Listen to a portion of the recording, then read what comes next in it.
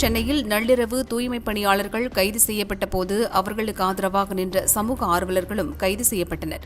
குறிப்பாக தூய்மை பணியாளர் போராட்டத்திற்கு ஆதரவளித்த வளர்மதி, வக்கீல் நிலவுமதி கைது செய்யப்பட்டு இரவு போலீஸ் ஸ்டேஷனில் தங்க வைக்கப்பட்டனர். ஏன் கைது செய்கிறீர்கள் என கேள்வி கேட்டபோது இருவரையும் போலீசார் தாக்கியுள்ளனர். தாக்குதலில் காயமடைந்த வளர்மதி தனது கையில் எலும்பு முறிவு ஏற்பட்டுள்ளதென தெரிவித்தார்.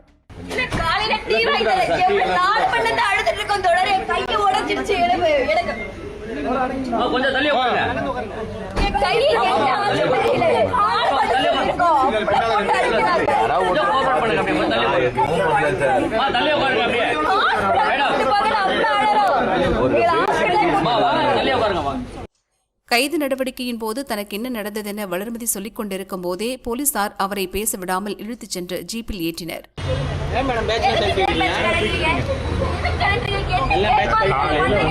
கொண்டு போறேன்னு சொல்லிட்டு